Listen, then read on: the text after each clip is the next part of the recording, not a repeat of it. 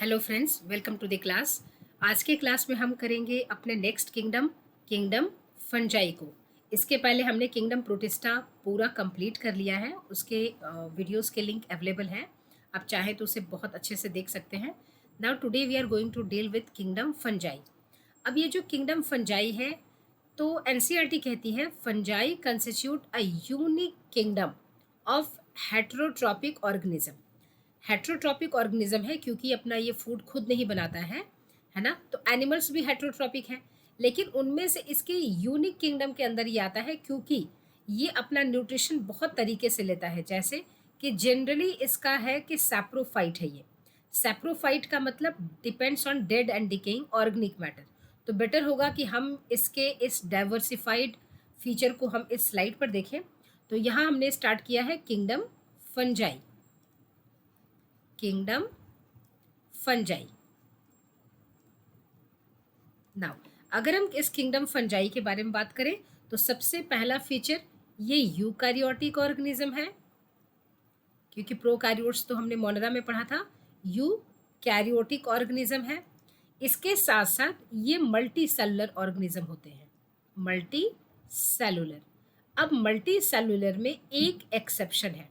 इस multi cellular में सिर्फ एक एक्सेप्शन है, एक्सेप्ट ईस्ट, क्योंकि ईस्ट एक ऐसा फंजाई है जो कि यूनिसेलुलर है। सो एक्सेप्ट ईस्ट, ये एग्जाम में क्वेश्चन पूछे गए हैं। एक्सेप्ट ईस्ट, क्यों ईस्ट कैसा है? यूनिसेलुलर। यूनिसेलुलर, ठीक है। ये ईस्ट कह के भी एग्जाम में आ सकते हैं एंड सैक्रोमाइसिस भी आ सकते हैं, क्योंकि ईस्ट का ही वो नाम है, ठीक। उसके बाद फंजाई से रिलेटेड अगर हम बात करें तो fungi is cosmopolitan. Is cosmopolitan. अब कॉस्मोपॉलिटन का मतलब क्या होता है? कॉस्मोपॉलिटन, कॉस्मोपॉलिटन का मतलब ये होता है कि can be found almost everywhere. Can be found, almost हर जगह मिलेगा ये, पानी में, एयर में। बस कंडीशन क्या होनी चाहिए इसकी? आप थोड़ी सी नमी और थोड़ी सी गर्मी दे, वार्म एंड मॉइस्ट प्लेस चाहिए, और उसको फूड चाहिए। Can be found almost everywhere. और इस एवरीवेयर में वो कंडीशन होना चाहिए, इस एवरीवेयर में वो कंडीशन होना चाहिए जहाँ की आप इसके, क्योंकि इसका जो हैबिटेट होता है, इसका जो हैबिटेट होता है वो होता है वार्म, थोड़ी सी नमी एंड मॉइस्ट कंडीशन। मॉइस्ट कह लें या ह्यूमिड कह लें, बात सेम है। मॉइस्ट कंडीशन, इसका मतलब वो हर जगह पाया जाएगा जहाँ थोड़ी सी नमी और थोड़ी सी गर्मी हो, मॉइस्ट एंड वार्म प्लेस है, ठीक है। और वहाँ पर फूड हो, क्योंकि फूड तो इसको चाहिए ही ग्रो करने के लिए, है ना। वहाँ फूड होना चाहिए। यहाँ पर कुछ नोट पॉइंट आपको याद करने हैं। वो नोट पॉइंट ये है, नोट पॉइंट कुछ अलग नाम देकर हैं। जैसे कि हम बात करते हैं ईस्ट की, तो जो वो ईस्ट है, ईस्ट आपने देखा होगा, ईस्ट क्या करता है? ईस्ट प्रोड्यूस करता है इथानॉल, क्योंकि इसमें इथानॉल फर्मेंटेशन होता है। फर्मेंटेशन से रिलेटेड हमारे पास एक सेपरेट वीडियो है फर्मेंटेशन के नाम पर। तो यहाँ पर हमने देखा कि ईस्ट प्रोड्यूसेस इथानॉल, ठीक है। और ये किस पर ग्रो करता है? शुगर के ऊपर ये ग्रो करता है। Grows on sugar, grows on sugar. Sugar इसको चाहिए, शुगर इसको बहुत पसंद है। और यही कारण है कि ईस्ट को हम, ये ईस्ट है ना, इसको हम शुगर फंजाई भी कहते हैं। और यही कारण है कि इसको हम बोलते हैं शुगर फंजाई। तो अगर शुगर फंजाई के नाम से अगर आए तो आप समझ लीजिएगा कि ये ईस्ट के बारे में बात हो रही है। पहला ये नोट पॉइंट। एक सेकेंड नोट पॉइंट है वो ये कि एक पॉइजनस फंजाई भी होता है, और उसमें नाम लिया जाता है टोड स्टूल का। टोड स्टूल ये बहुत ही पॉइजनस फंजाई है, जहरीला है। पॉइजनस फंजाई, ये जहरीला फंजाई होता है, पॉइजनस होता है। तो इन दोनों का नाम आपको याद रखना है। अच्छा, अब हम बात करते हैं इनके स्ट्रक्चर की। तो अगर आप देखें तो फंजाई एक्चुअली, जैसे कि मान लीजिए फंजाई के ये स्पोर्स हैं, हम स्पोर पर भी आएंगे कि स्पोर इनके बने कैसे, हम इस पर भी डिस्कस करेंगे, लेकिन कहीं से तो हमें स्टार्ट करना है। ये स्पोर है, ठीक। अब इस स्पोर ने जर्मिनेशन किया, जर्मिनेट किया, क्योंकि इसे फूड मिल गया। इससे रिलेटेड एक छोटा सा एग्जाम्पल, जैसे आपने कभी कभी देखा होगा कि अगर आप स्कूल में पढ़ते हैं या जब पढ़ते थे, तो कभी गलती से हमारा लंच बॉक्स स्कूल में छूट गया और नेक्स्ट कुछ दिनों के लिए छुट्टियां पड़ गई, और अगर उसमें हमारे ब्रेड या पराठे के कुछ टुकड़े रह गए हैं, तो जब हम वापस स्कूल जाते थे हम देखते थे कि उसमें फंगस की ग्रोथ हो गई है। तो जब हमने लंच बॉक्स बंद किया था, उस वक्त हमने उसके अंदर फंगस तो नहीं रखा। इसका मतलब फंगस को मॉइस्ट प्लेस मिला, नमी मिली, थोड़ी गर्मी मिली और फूड मिल गया। तो इसका मतलब उसके स्पोर्स हर जगह हैं। फूड मिल गया, ऐसे उनके हैबिटेट मिल गए, मॉइस्ट एंड वार्म कंडीशन, तो वो ग्रो कर गया। वहीं से कहानी हमारी शुरू हो रही है। हम वापस से ये भी डिस्कस करेंगे कि स्पोर का फॉर्मेशन हुआ कैसे। अब ये जो स्पोर है, ये जर्मिनेट किया, जर्मिनेट करके स्ट्रक्चर क्या बनाता है, ये धागे जैसा स्ट्रक्चर बनाता है, कुछ ऐसे थ्रेड लाइक स्ट्रक्चर बनाता है ना। अब ये जो एक थ्रेड लाइक स्ट्रक्चर बनाया, ये जो थ्रेड लाइक स्ट्रक्चर है, थ्रेड लाइक स्ट्रक्चर, इस थ्रेड लाइक स्ट्रक्चर को हम कहते हैं हाइफा या हाइफी कह लें। इसी थ्रेड लाइक स्ट्रक्चर को आप क्या कहते हैं, हाइफा, ठीक। अच्छा, अब अगर ये thread like structure network like structure बना दे, बहुत ज़्यादा नेटवर्क जैसा स्ट्रक्चर बना दे, फॉर्म्स नेटवर्क लाइक स्ट्रक्चर, एकदम गुच्छे की तरह बना दे, ऐसे बहुत सारे थ्रेड लाइक स्ट्रक्चर इकट्ठा होकर एक जगह नेटवर्क जैसे स्ट्रक्चर बना दे, तो ये जो स्ट्रक्चर बनाया है इसको आप कहते हैं माइसेलियम। माइसेलियम यानी कि थ्रेड लाइक स्ट्रक्चर जो फंगस की बॉडी होती है उसको आपने क्या बोला, हाइफा, ठीक है। अच्छा, उसी हाइफा के नेटवर्क लाइक स्ट्रक्चर को आपने क्या बोला, माइसेलियम। और यही बात है कि फंगस के जितने भी नाम यूज़ किए जाते हैं उसके लास्ट में माइसिटीज वर्ड यूज़ किया जाता है। अब यहाँ देखिए, यहाँ आपको देखने की चीज़ है कि ये जो हाइफा है, ये जो थ्रेड लाइक स्ट्रक्चर है, अब ये डिपेंड करता है, ये थ्रेड लाइक स्ट्रक्चर थिन होता है, ये हाइफा कैसा है, बहुत ही थिन होता है, स्लेंडर होता है। स्लेंडर कहने का मतलब जैसे आपका पेन है, वो चिपटा नहीं है ना, फीते की तरह पतला नहीं है, उसको आप बोलेंगे स्लेंड्रिकल स्ट्रक्चर। तो कैसा होता है, स्लेंडर, ये पूछा जाता है एग्जाम में, स्लेंडर एंड इलोंगेटेड स्ट्रक्चर है, इलोंगेटेड स्ट्रक्चर है। अब ये जो हाइफा है उसको आपने बोला हाइफा, अब ये यानी कि इस थ्रेड लाइक स्ट्रक्चर को आपने बोला हाइफा। अब ये हाइफा दो टाइप के हो सकते हैं, ये हाइफा टू टाइप्स का हो सकता है, ठीक, टू टाइप्स का हो सकता है। कौन सा, ये आपके पास एक हाइफा बनाया, ठीक है, और इस हाइफा के अंदर न्यूक्लियस होगा क्योंकि आपने कहा ये यूकारियोटिक है, ठीक, और यहाँ पर एक हाइफा बनाया, इसका भी हमने न्यूक्लियस बनाया क्योंकि ये यूकारियोटिक है। अंतर बस इतना रखा कि इस हाइफा में हमने क्या किया, एक न्यूक्लियस और दूसरे न्यूक्लियस के बीच में एक सेप्टा बना दिया, एक सेपरेटिंग लाइन है, इसको आप क्या कहते हैं, सेप्टा। और यहाँ पर वो सेप्टा नहीं है, चूंकि यहाँ सेप्टा नहीं है तो इसीलिए आप कहते हैं इसे ए सेप्टेट, ए मतलब नॉट, सेप्टा नहीं है, ए सेप्टेट। यहाँ पर सेप्टा है तो आप इसे क्या कहेंगे, सेप्टेट, सेप्टेट, पहली चीज। अच्छा, अब ये सेप्टा होने की वजह से ऐसा लगता है कि ये यूनिन्यूक्लिएटेड है, ठीक है, लेकिन यहाँ सेप्टा नहीं होने की वजह से लगता है कि एक हाइफी में ही बहुत सारे न्यूक्लियस है। तो इस कंडीशन को जब ये सेप्टा नहीं होने की वजह से ऐसा लगता है, it appears to be multinucleated, so due to absence of septa it appears that it is multinucleated structure. इस कंडीशन को हम कहते हैं सीनोसाइटिक, इस मल्टी न्यूक्लिएटेड कंडीशन को हम कहते हैं सीनोसाइटिक। सीनोसाइटिक फंगाई के केस में यूज किया जाता है, सीनोसाइटिक। यानी कि सीनोसाइटिक का मतलब क्या हो गया, it appears to be multinucleated condition. तो मल्टी न्यूक्लिएटेड कंडीशन को हम क्या कहते हैं, मल्टी न्यूक्लिएटेड कंडीशन को हम कहते हैं सीनोसाइटिक। ये फंगाई के केस में हम यूज करते हैं सीनोसाइटिक। अब यहाँ हम बात करें तो यहाँ तो मल्टी न्यूक्लिएटेड कंडीशन नहीं है, तो यहाँ हम इसके लिए क्या कर देंगे, ए वर्ड लगा देंगे, यानी कि नॉट मल्टी न्यूक्लिएटेड, यानी कि एसिनोसाइटिक, एसिनोसाइटिक। ठीक है, तो आई थिंक ये दोनों मतलब आपको समझ में आ गया होगा।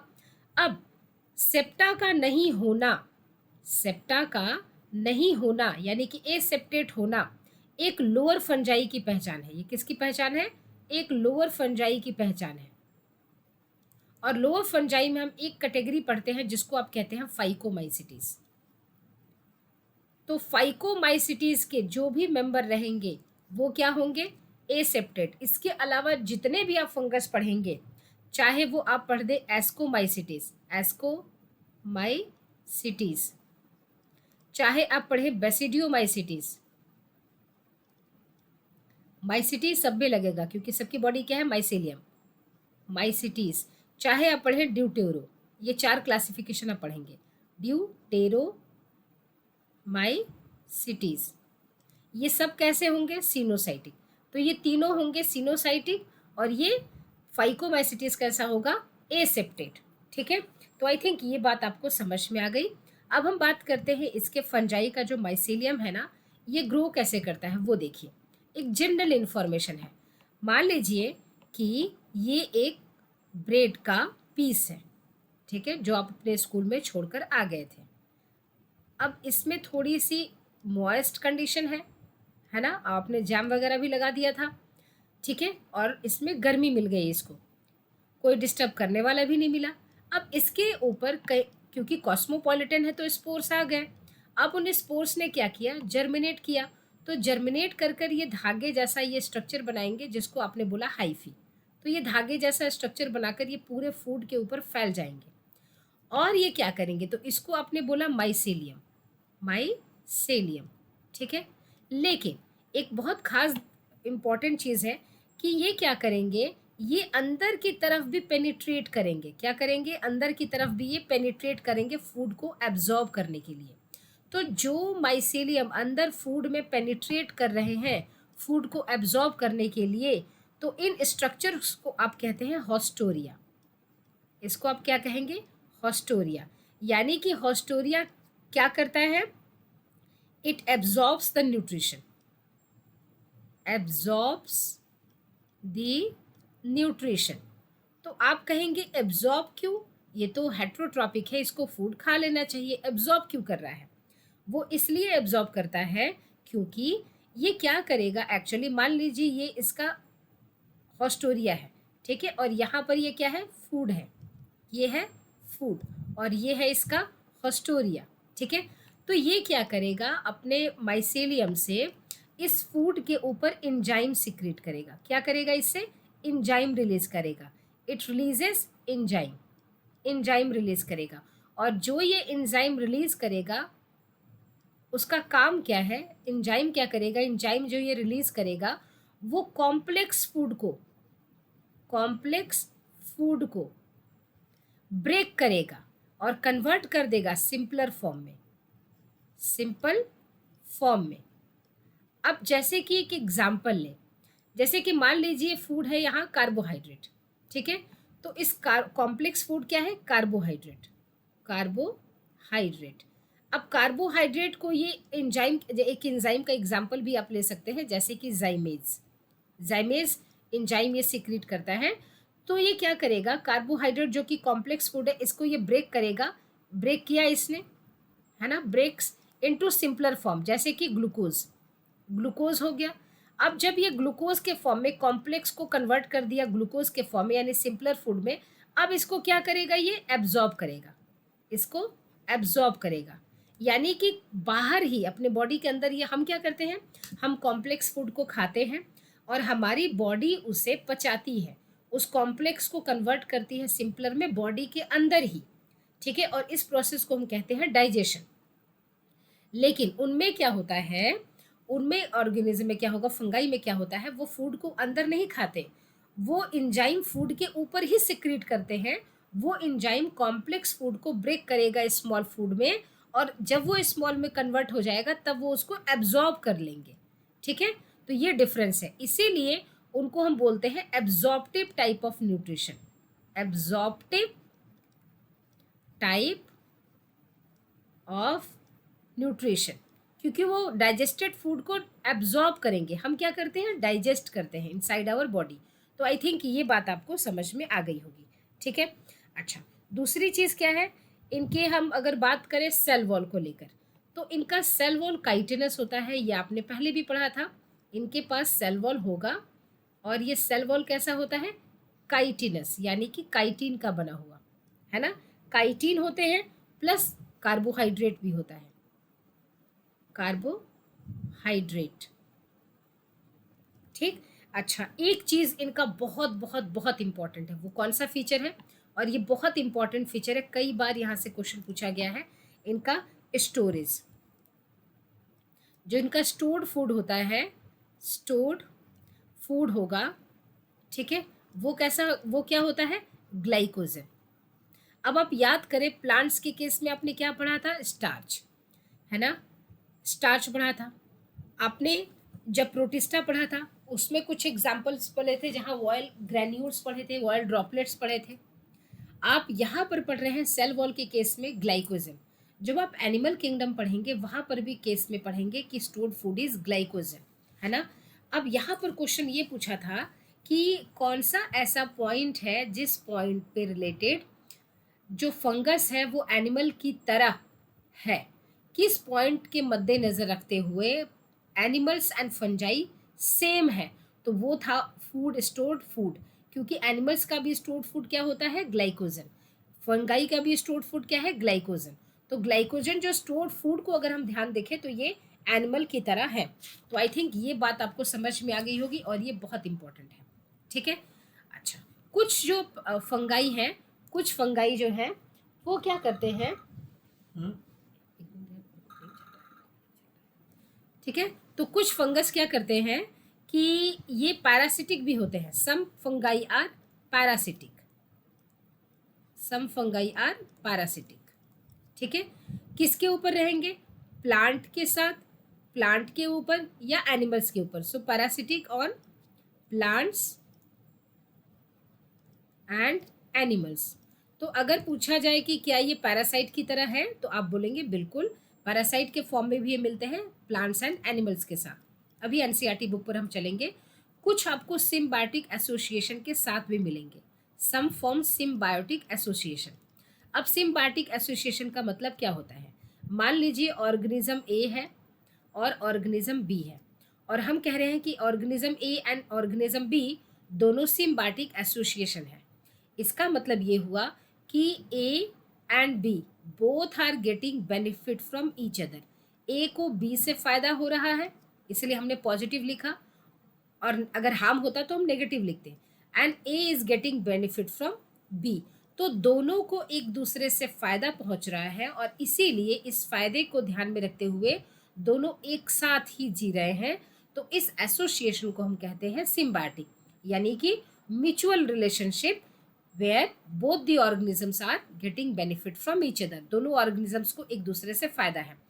तो यहाँ पर हम सिम्बायोटिक एसोसिएशन में आप दो टाइप के सिम्बायोटिक एसोसिएशन पढ़ते हैं। एक आप पढ़ते हैं लाइकेंस, एक आप पढ़ेंगे लाइकेंस। लाइकेन एक सिम्बायोटिक एसोसिएशन है, और दूसरा आप एक सिम्बायोटिक एसोसिएशन पढ़ते हैं माइकोराइजा, माइकोराइजा। जो माइकोराइजा एंड लाइकेन जो एसोसिएशन है वो किसका है, एल्गी एंड फंजाई का, एल्गी एंड फंजाई का एसोसिएशन है, जिसे आप लाइकेन कहते हैं। जो लिटमस पेपर ऑब्टेन करते हैं, जिसे आप ये चेक करते हैं, वो लाइकेन से ही ऑब्टेन होता है। और माइकोराइजा किसका है, माइकोराइजा है between root of higher plants, roots of higher plants, higher plants, higher plants generally ये पाइनस है, प्लस फंजाई। तो roots of higher plants and fungi के एसोसिएशन को आपने बोला तो माइकोराइजा, यानी कि ये जो लाइकेन है, माइकोराइजा है, ये सिम्बायोटिक एसोसिएशन का नाम है। तो आई थिंक ये बात आपको क्लियर हो गई होगी। इनमें अगर हम बात करें इनके रिप्रोडक्शन की, फंजाई के केस में इनके हम रिप्रोडक्शन की बात करें, तो रिप्रोडक्शन इनमें हम देखें तो रिप्रोडक्शन हमें तीनों टाइप के मिल जाएंगे, ठीक है। हमें इनका रिप्रोडक्शन 3 टाइप का देखने को मिल जाएगा। रिप्रोडक्शन 3 टाइप्स के, 3 टाइप्स के रिप्रोडक्शन हमें देखने को मिल जाएंगे। कौन कौन से? एक मिलेगा वेजिटेटिव,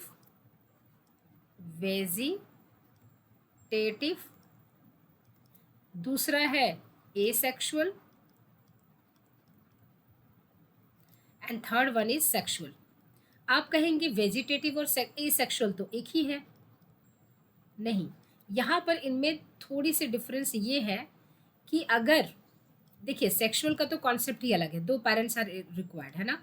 तो सेक्सुअल का तो कॉन्सेप्ट ही अलग है कि 2 पेरेंट्स इन्वॉल्व रहेंगे, है ना। तो इसमें 2 पेरेंट्स इन्वॉल्व रहेंगे, गैमेट फॉर्मेशन होगा, है ना, फ्यूजन होगा। तो ये कॉन्सेप्ट आपके अगर पेरेंट्स की बदौलत भी अगर हम देखें तो सेक्सुअल में 2 पेरेंट्स इन्वॉल्व रहेंगे। वेजिटेटिव एंड एसेक्सुअल में कॉमन फीचर क्या है कि यूनिपेरेंटल, एक ही पेरेंट इन्वॉल्व रहेंगे। लेकिन अगर एसेक्सुअल की बात करें तो इसमें स्पोर्स इन्वॉल्व रहेंगे, स्पोर्स आर इन्वॉल्व। अब वो जो स्पोर्स होंगे ये एसेक्सुअल स्पोर होंगे, एसेक्सुअल स्पोर्स होते हैं।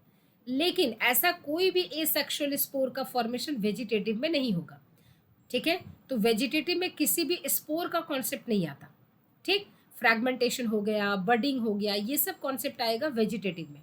बाइनरी फिशन है, ये सब कॉन्सेप्ट आएगा वेजिटेटिव में।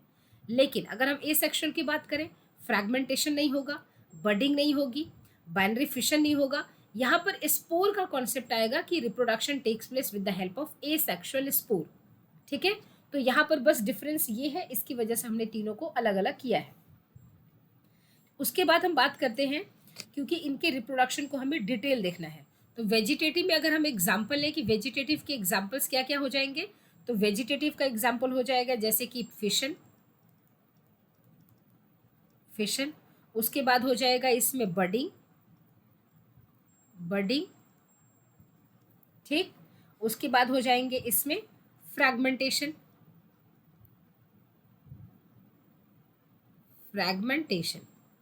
एक बहुत इंपॉर्टेंट क्वेश्चन पूछा हुआ था, fission and budding are seen in. तो फिशन जो है और ये बडिंग है, ये दोनों देखने को आपको मिलेगा ईस्ट में, ईस्ट इसका एग्जाम्पल, फिशन के लिए भी और बडिंग के लिए भी। और फ्रैगमेंटेशन फिलामेंटस फंजाई के लिए आपको देखने को मिलेगा, ठीक है। नाउ अब हम बात कर रहे हैं एसेक्सुअल कहाँ मिलेगा। तो एसेक्सुअल में की बात अगर हम करें तो मान लीजिए ये एक माइसेलियम है या एक थ्रेड, मान लीजिए ये थ्रेड लाइक स्ट्रक्चर है, ठीक। ये माइसेलियम जो है, ये माइसेलियम, ये हैप्लॉइड है, ठीक है। और इस हैप्लॉइड माइसेलियम ने क्या किया, पूरे फूड को कंज्यूम कर लिया, पूरा फूड खत्म। क्योंकि अगर आप बात करें यहाँ पर, इस जगह पर हम आते हैं, तो अगर ये फूड पूरा कंज्यूम कर लेता है, मान लीजिए कि ये फूड है, यहीं पर आपको डिस्कस करते हैं।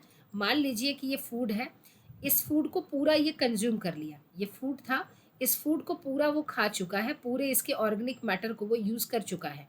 तो अब क्या करेगा, अब देखिएगा कि अब मैं तो ग्रो नहीं कर सकता, तो मैं अपने फ्रूटिंग बॉडी बना दूँ। तो अब ये क्या करेगा, इस तरह से इलोंगेटेड स्ट्रक्चर बनाएगा, ऐसे इलोंगेटेड स्ट्रक्चर बनाएगा। और यहाँ इसके टिप पर स्पोर्स होंगे, इसके टिप पर क्या होंगे, स्पोर्स होंगे यहाँ पर। तो इसको आप कहते हैं फ्रूटिंग बॉडी। इस यहाँ पर ये क्या बियर करेगा, स्पोर्स। और इसको आप क्या कहते हैं, फ्रूटिंग बॉडी। फ्रूटिंग बॉडी कब बनती है, अनफेवरेबल कंडीशन में। अनफेवरेबल क्यों, क्योंकि यहाँ फूड अब फिनिश होने की कगार पे है, अब फूड नहीं है, ठीक है। तो यहाँ पर आपने देखा कि एक इसके लिए साइकिल का अगर हम फॉर्मेशन कर दें, तो यहाँ पर आपने देखा कि मान लीजिए ये माइसेलियम था, ठीक है, ये क्या है, माइसेलियम। और इस माइसेलियम पूरा ग्रो कर गया, अब फूड खत्म होने की कगार पे है। तो अब आ गया अनफेवरेबल कंडीशन, अनफेवरेबल कंडीशन क्यों, क्योंकि अब फूड खत्म होने की कगार पर है, food is about to finish. तो अब ये क्या करेगा, ये माइसेलियम, अब ये माइसेलियम अपने फ्रूटिंग बॉडी बना लेगा, अब ये क्या करेगा, अपने फ्रूटिंग बॉडी बनाएगा, ठीक है, इस तरह से। और एनसीईआरटी कहती है कि फ्रूटिंग बॉडी ये जो फ्रूटिंग बॉडी बना लेगा, इसे आप क्या कहते हैं? Fruiting body. यानी फ्रूटिंग बॉडी कब बनी? अनफेवरेबल कंडीशन में। और फ्रूटिंग बॉडी क्या बियर करेगा? फ्रूटिंग बॉडी बियर करेगा स्पोर्स। तो इसमें क्या होंगे? इसमें स्पोर्स होंगे। ठीक, इसमें स्पोर्स होंगे। ठीक है, अब क्या करेगा? ये अपने स्पोर्स को रिलीज कर देगा। ठीक है, अपने स्पोर्स को क्या करेगा? रिलीज करेगा। यानी कि अब आ गए स्पोर्स इन्वायरमेंट में बिल्कुल एक्सपोज्ड कंडीशन में। ठीक है, इसीलिए कोई खाना खराब होता है उसे आप अच्छे से उसको डस्टबिन में थ्रो कर दें, उसको जाकर सूंघे नहीं, नहीं तो स्पोर्स आपके रेस्पिरेटरी ट्रैक्ट में जाकर डिजीज करेंगे। ये आ गए स्पोर्स। ठीक, और ये स्पोर्स अभी हैप्लॉयड है। फिर इन स्पोर्स को कभी आपने लंच बॉक्स छोड़ा, कोई फूड मिला, मॉइस्ट कंडीशन मिला, यानी कि इनके लिए फेवरेबल कंडीशन मिल गया। इनको फेवरेबल कंडीशन मिल गया, मॉइस्ट का होना, गर्मी होनी, थोड़ा सा फूड होना, फेवरेबल कंडीशन का होना। फिर ये स्पोर्स क्या करेंगे? Spores will germinate. ये स्पोर्स क्या करेंगे? ये स्पोर्स जर्मिनेट करना शुरू कर देंगे। ठीक है, ये स्पोर्स क्या करेंगे? जर्मिनेट करना शुरू कर देंगे। ठीक है, अब ये जर्मिनेट करना शुरू कर दिए, स्पोर्स स्टार्ट टू जर्मिनेट। अब ये जर्मिनेट करेंगे, वापस से वो कहानी शुरू होगी और वापस ये क्या बना देंगे? माइसीलियम जैसा स्ट्रक्चर। फिर से फूड खत्म होगा, फिर से अनफेवरेबल कंडीशन, फिर से ये फ्रूटिंग बॉडी बनाएंगे, फिर से स्पोर, और फिर फेवरेबल कंडीशन आएगी, फिर से जर्मिनेट करेंगे। ये कहानी चलती रहेगी। ठीक है, तो ये कहानी चल रही है यहाँ पर। तो अगर आप देखें कि अगर ये माइसीलियम हैप्लॉयड है, ठीक, इसी ने खुद ही फ्रूटिंग बॉडी बनाई, ये स्पोर्स भी हैप्लॉयड, तो ये तो एसेक्सुअल स्पोर्स के थ्रू चल रहे हैं ना, तो ये आप कह सकते हैं ना कि ये एसेक्सुअल रिप्रोडक्शन है। ठीक, ये एसेक्सुअल रिप्रोडक्शन हुआ। तो आई थिंक आपको ये बात समझ में आ गई। लेकिन अब देखिए, अब एक सेक्सुअल रिप्रोडक्शन, सेक्सुअल रिप्रोडक्शन में क्या हो रहा है? यानी कि आपको ये बात समझ में आ गई वेजिटेटिव, आपको एसेक्सुअल समझ में आया। अब हम देखते हैं सेक्सुअल कैसे हो रहा है। ठीक है, सेक्सुअल रिप्रोडक्शन में अगर हम देखें, सेक्सुअल में सेक्सुअल रिप्रोडक्शन, तो सेक्सुअल रिप्रोडक्शन में अगेन ये माइसीलियम, माइसीलियम मान लीजिए डिप्लॉयड है। ठीक है, अब डिप्लॉयड माइसीलियम ने क्या किया यहाँ पर? ठीक, यहाँ पर डिप्लॉयड माइसीलियम ने क्या किया? इसकी फ्रूटिंग बॉडी बनी, फ्रूटिंग बॉडी यहाँ पर बनी क्योंकि फूड खत्म हो गया। अब इस माइसीलियम की फ्रूटिंग बॉडी बनी है। ठीक है, फ्रूटिंग बॉडी बनी है इस तरह से, इसके भी स्पोर्स बने हैं। तो यहाँ पर जो फ्रूटिंग बॉडी बनेगी ये भी डिप्लॉयड बनेगी, फ्रूटिंग बॉडी बनी, ये भी डिप्लॉयड बनी। अब इसके जो स्पोर्स बने हैं, ठीक है, स्पोर्स बने हैं। अब ये जो स्पोर्स बनेंगे वो इसके यहाँ पर क्या होगा? इसके जो स्पोर्स बनेंगे उनमें मियोटिक डिवीजन होगा, यहाँ पर मियोसिस होगी। यहाँ पर क्या होगी? मियोसिस। और मियोसिस से इसके स्पोर्स का फॉर्मेशन होगा क्योंकि उसके अंदर स्पोर मदर सेल्स होंगे, और मियोसिस से इनके स्पोर्स बनेंगे। और कभी भी कोई स्ट्रक्चर मियोसिस से बनता है तो आपको पता होगा वो डिप्लॉयड से हैप्लॉयड बनेगा। ठीक है, यहाँ पर इसके मियोटिक डिवीजन होगा, मियोसिस से ये बने। ठीक, अच्छा, इसका जो सेक्सुअल रिप्रोडक्शन है इससे रिलेटेड आपको एक और बात बता दी जाती है कि एक्चुअली ज़्यादातर फंगस ग्रो करेंगे कैसे। देखिए यहाँ जो आपका स्पोर का कहानी हुआ ना, इसी को टू बी कंटिन्यूड करते हैं। यहाँ देखिए जनरली होता क्या है, ये रिप्रोड्यूस कैसे करेंगे? ऐसे स्पोर आए, यानी कि ये एक स्पोर आया जो कि था हैप्लॉयड, ये था एक स्पोर जो कि था हैप्लॉयड। अब इन दोनों ने क्या किया? यहाँ पर आकर इन दोनों की हो गई फ्यूजन, और इस फ्यूजन का नाम आप देंगे प्लाज्मोगैमी, प्लाज्मोगैमी। ठीक, इसका मतलब यहाँ पर सिर्फ साइटोप्लाज्म का प्रोटोप्लाज्म का फ्यूजन हुआ है, न्यूक्लियस का फ्यूजन नहीं हुआ है।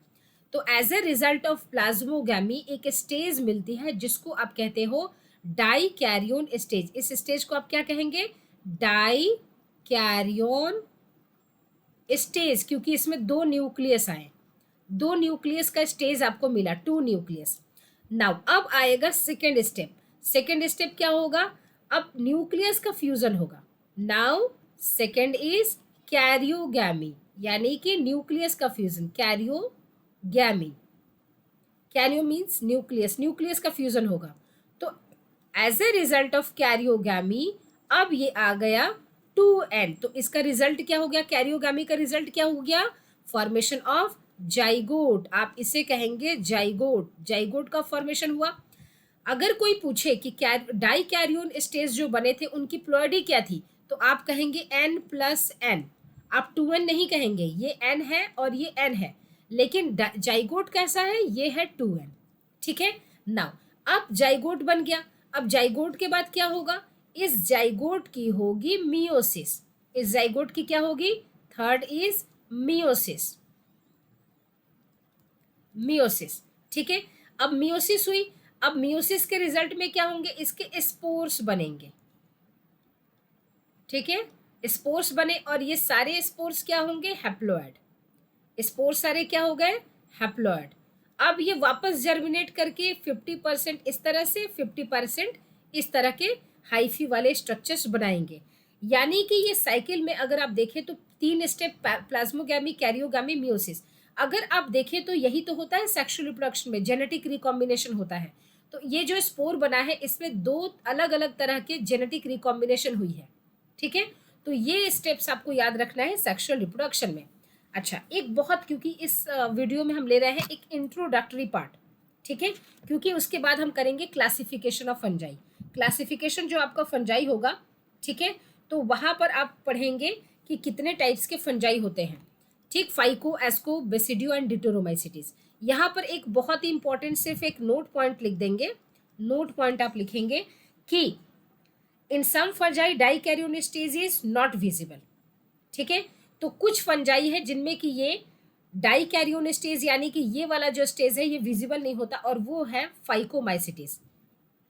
इन फाइकोमाइसिटीज, इन फाइकोमाइसिटीज डाइकैरियोन स्टेज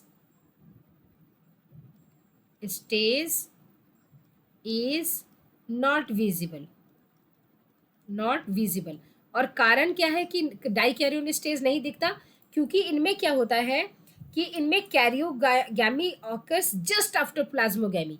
प्लाज्मोगैमी के तुरंत बाद आपको देखने का मौका ही नहीं मिलेगा। जैसे ही प्रोटोप्लाज्मिक चीजें फ्यूज हुई, कैरियोगैमी भी हो गई, तो इनमें आपको देखने का मौका ही नहीं मिलेगा कि प्लाज्मोगैमी के स्टेज आया फिर कैरियोगैमी आए। दोनों एक साथ इतनी तेजी से होते हैं कि प्लाज्मोगैमी के स्टेज हमें दिखता ही नहीं है फाइकोमाइसिटीज में। तो यहाँ पर एक इंपॉर्टेंट पॉइंट है, क्वेश्चन यहाँ से फ्रेम किया जाता है। ठीक है, तो आई थिंक ये बात आपको समझ में आ गई होगी। एक आता है आपके पास टाइप्स ऑफ स्पोर्स। तो टाइप्स ऑफ स्पोर्स क्या होते हैं उनके बारे में discussion, and classification of fungi उनके बारे में डिस्कशन हम करेंगे अपने नेक्स्ट वीडियो में। यहाँ हम देखते हैं कि इनका जनरली क्या है, heterotrophic. They show a great diversity in morphology and habitat. When your bread develops a mould or your orange rots, it is because of the fungi. ये हम डिस्कस किया है हमने। The common mushroom you eat and toadstool are also fungi. जो mushroom की सब्जी आप खाते हो वो भी मशरूम क्या है, फंजाई है। White spot seen on mustard leaves are due to the parasitic fungus. जैसा कि हमने बोला कि ये प्लांट के ऊपर और एनिमल के ऊपर पैरासाइट की तरह भी रहते हैं। तो जो व्हाइट स्पॉट आपको दिखता है ना मस्टर्ड के पत्ते के ऊपर, लीफ के ऊपर, वो फंजाई की वजह से ही होता है। कौन से फंजाई कौन से डिजीज कॉज करते हैं ये हम एंड में पढ़ते हैं। सम यूनिसेलर फंजाई जैसे कि yeast are used to make bread and beer. ठीक है। Other fungi causes disease in plants and animals. Wheat rust causing Puccinia is an important example. हमने बोला कि हम लास्ट में पूरे डिजीज का डिस्कशन करेंगे, है ना। कुछ ऐसे भी हैं जिनसे हमें एंटीबायोटिक मिलती है, जैसे कि पेनिसिलियम। पेनिसिलियम नोटाटम होता है। फंजाई आर कॉस्मोपॉलिटन यानी कि can be found everywhere, can occur in air, water, soil, animals के ऊपर, प्लांट्स के ऊपर। They prefer to grow in warm and humid places, ये इनका हैबिटेट है। Have you ever wondered why we keep food in the refrigerator? Yes, it is to prevent food from going bad due to bacterial और fungal infection. तब इसलिए हम fridge में रखते हैं, क्योंकि फ्रिज में टेम्परेचर कम है, उतने टेम्परेचर पर वो लोग ग्रो नहीं करते। With the exceptions of yeast which are unicellular. Yeast ही एक ऐसा है जो कि यूनिसेलर है, बाकी सारे क्या है, multicellular. All fungi are filamentous, ये एग्जाम में पूछा था। Their bodies consist of long, slender, thread-like structures called as hyphae. The network of hyphae is called as mycelium. ये हमने अपने यहाँ पर सब कुछ डिटेल में डिस्कस किया हुआ है. यहाँ देखिए, है ना. Now, some hyphae are continuous tube filled with multinucleated cytoplasm. These are called cenocytic hyphae. Multinucleated लगता है क्योंकि वहाँ सेप्टा नहीं है. Others have septate or cross walls in their hyphae. The cell walls of fungi are composed of chitin and polysaccharide. Most fungi are heterotrophic and absorb soluble organic matter from dead substrates and hence are called saprophytic. Those that depend on living plants and animals are called parasitic. They can also live as symbiotic जैसा कि lichens and mycorrhiza में. Reproduction की अगर हम बात करें तो reproduction in fungi can take place by vegetative means जैसे कि fragmentation, fission and budding. Asexual reproduction is by process of formation of asexual spores called conidia and sporangiosspore और zoospore. एंड ये हम कब पढ़ेंगे, जब हम टाइप्स ऑफ स्पोर पढ़ेंगे तब हम इनके नाम पढ़ेंगे. And sexual reproduction is by oospores, ascospores and basidiospores. किस किस एग्जाम्पल में सेक्सुअल रिप्रोडक्शन होता है, ये जब हम टाइप्स ऑफ स्पोर पढ़ेंगे तब हम पूरा डिटेल डिस्कशन करेंगे. The various spores are produced in distinct structures called fruiting bodies. The sexual cycle involves the following 3 steps: plasmogamy, karyogamy and meiosis. ठीक है, कहाँ, जाइगोट की मियोसिस. ठीक है. नाउ अब हम और जिसकी वजह से क्या होते हैं, हैप्लॉइड स्ट्रक्चर्स, हैप्लॉइड स्पोर्स बनते हैं. ठीक, अब हम पढ़ेंगे आपके ये जो जितने भी हैं इसके पोर्शन हमने डन किए. हमारा जो तरीका होगा इस फंगस को करने का, हमने सबसे पहले इनके हैबिटेट बताया, इनका फॉर्म बताया, सेल वॉल बताया, टाइप्स ऑफ रिप्रोडक्शन बताए. नेक्स्ट क्लास में हम करेंगे टाइप्स ऑफ स्पोर्स. उसी में हम डिस्कस करेंगे इन स्पोरेंजियोस्पोर, कोनिडिया, जूस्पोर, जितने भी इनके स्पोर्स हैं उनके, और इनके क्लासिफिकेशन करेंगे, एग्जाम्पल करेंगे, फिर हम डिजीज करेंगे. उसके बाद हमारा ये किंगडम फंजाई हो जाएगा कंप्लीट. तो होप सो आपको ये चीज़ें समझ में आ रही हैं. मिलते हैं अपने नेक्स्ट क्लास में. उसमें हम डिस्कस करेंगे क्लासिफिकेशन ऑफ फंजाई यानी कि फाइकोमाइसिटीज को लेंगे और फिर हम टाइप्स ऑफ स्पोर भी डिस्कस करेंगे. मिलते हैं अपने नेक्स्ट क्लास में. तब तक take care and bye bye.